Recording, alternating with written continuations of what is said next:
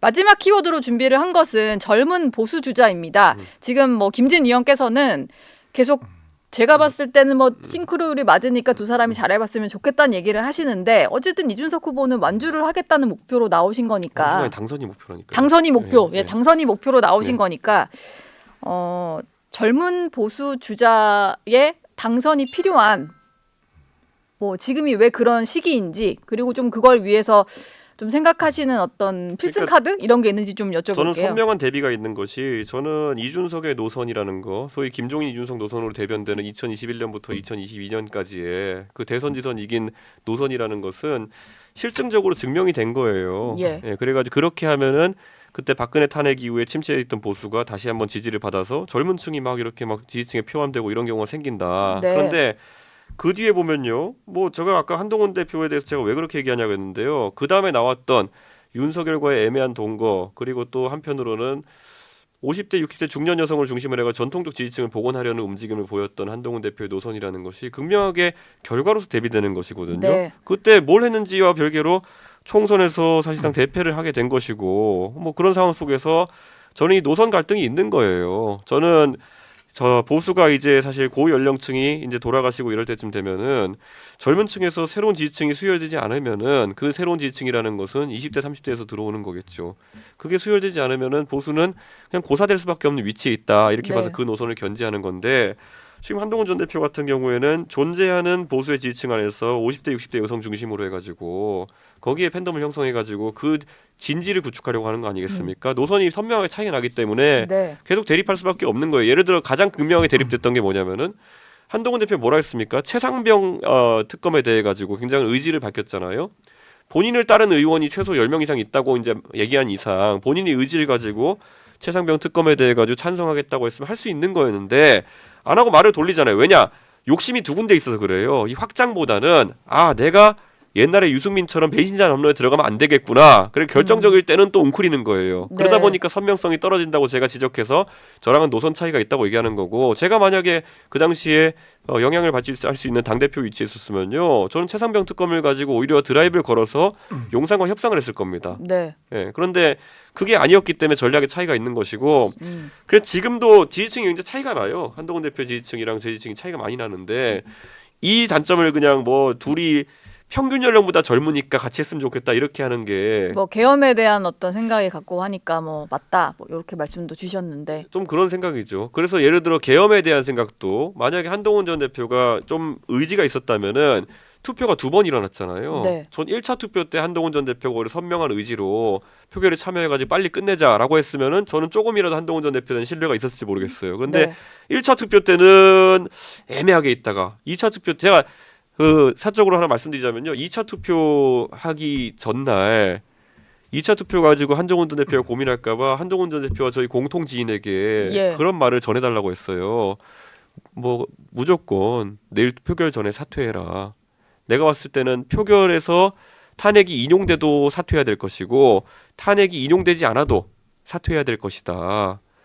뭐 그런 얘기까지 할 정도로 저는 한동훈 전 대표에게 진실된 조언들을 했다고 생각해요. 네. 그런데 결국에는 본인 욕심 때문에 탄핵이 인용돼도 나는 대표직을 유지하겠다 하다가 이틀 뒤에 끌려내린 거 아닙니까? 그러니까 저는 저랑 성향이 안 맞아요, 좀 그런 부분은. 네. 제가 청년 정치인의 가장 중요한 정의를 저는 생각을 하면 청년 정치인은 구태 정치인하고 달라야 됩니다. 예. 자기의 사사로운 정적 이익이나 계산 이런 걸 떠나서 커다란 판에서 커다란 순간에 그런 걸 떠나서 어떤 본질적이고 줄기에 해당되는 결정을 용감하게 치고 나갈 수 있어야 되는 게 청년 정치인이라고 생각을 해요. 네.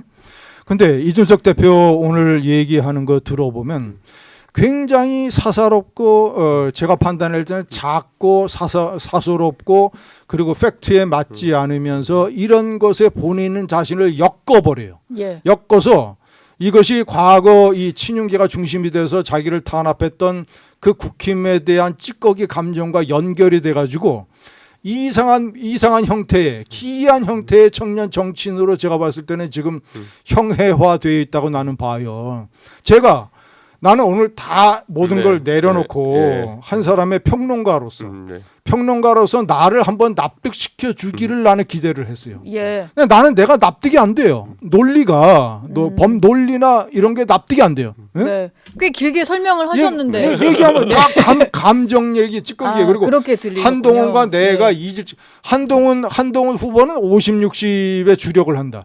본인이 주력을 하고 싶어서 하는 겁니까? 본인도 이준석 대표처럼 예를 들어서 젊은 층들의 지지를 얻고자 예. 라방도 하고 뭐 네. 여러 가지 하잖아요. 패션도 하고 네. 많이 하잖아요. 그런데 50대, 60대의 여성 정치인, 여성 지지자들이 더 많이 쏠리는 것 좀 그게 뿐이에요. 나쁘다고 표현한 게 자, 절대 아닙니다. 아니 본인이 예. 본인이 한동훈 대표와 다른 것을 예를 들어서 큰 걸 가지고 예. 나는 계엄에 반대하고 탄핵에 찬성했는데 한동훈 대표는 그렇지 아니하고 계엄에 소극적이었고 탄핵에도 소극적이었다라고 주장을 하든가. 네. 그거는 전혀 팩트가 다르고 사실과 다르고 그 계엄의 밤에 만약에 이준석 대표가 한동훈 대표의 자리였더라면 자기 목숨의 위협을 무릅쓰고 그렇게 100% 할 수 있었다는 보장도 없어요. 예. 인정할 거는 인정을 해야 돼요. 크게 봐서 그래서 보수의 가치, 계엄과 탄핵에 대한 생각, 그리고 사회 개혁, 뭐 기타 등등 공적 마인드 이런 걸로 해서 내가 저 사람하고 이념과 생각이 싱크로율이 90%니까 나 이번에 끝까지 봐서 중요하고 신중한 결정을 내가 내리겠다라는 스탠스로 가야지. 지금 보면 이러한 저런 이건 안 되고 저것도 안 되고 내가 서 있는 자리를 얘기하는데 제가 평론가인 제가 전혀 납득이 안 되는 거예요. 예. 그러니까 제가 아까 네. 말씀하신 것 중에 큰 줄기를 따라서 움직이고 결국엔 잔챙이 신경 쓰지 말라는 말씀인데 저만큼 굵직굵직하게 행보한 사람이 어디 있었습니까? 저는 윤석열 대통령한테 지적할 건 지적하고 뒤끝 없이 지적하고 그다음에 쫓겨난 다음부터 그럼 나는 내가 할 말 계속 하고 다니겠다. 할 말 다 하고 다니고 그다음에 나는 창당하겠다. 예고하고 창당했고요. 그다음 총선에서 당당하게 지역구 도전하겠다. 도전했고 그냥 저는요. 그럼 말로 이렇게 왔다 갔다 하는 게 행동으로 좀 보여주는 것이고 이번에도 저는 대선에 대해 가지고 나는 이번에 내가 어쨌든 새로운 모습을 보여주기 위해 가지고 완주해서 당선되겠다라는 목표를 세웠는데 여기에 애가 다른 보수층에서 너 이렇게 하면 배신자 돼, 너 이렇게 하면 어떻게 돼, 내가 널 걱정해서 하는 얘기인데 이렇게 가야 돼, 이걸 오히려 계속 저를 납득시켜야 되는 상황인데 거꾸로 제가 누굴 납득시켜야 되는 것처럼 말씀하시면 안 되죠. 네. 그러니까 제가 지금 시간이 또 거의 한 시간이 다 됐어요. 예. 두 분 말씀 계속 듣고 싶은데 네. 제가 봤을 때는 네. 두 분이 서로의 말을 좀 듣기는 하셨는데 납득은 좀 안 되는 그러니까 저는 그런 저는 상황이었던 오늘 것 제가 같아요. 김진 논설위원님을 납득시킨다는 게 사실 제가 김진 위원님을 영입하려고 하는 것이면 제가 모르겠는데 네. 사실 그건 아니라서 제가 약간 헷갈리긴 하는데 네.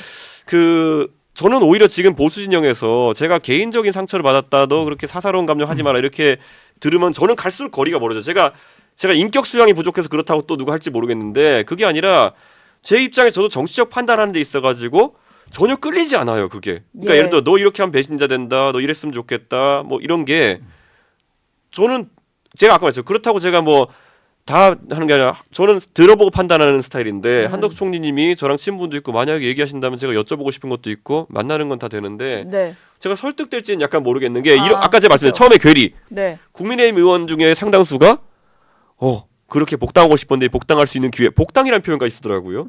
이미 당을 만들어가지고 대선 후보로 하고 있고 국회의원까지 하고 있는 사람한테 어디 복당의 액을 벗고 하는데 우리가 너희한테 기회를 주겠어 이런 식으로 네. 접근하면 뭐지?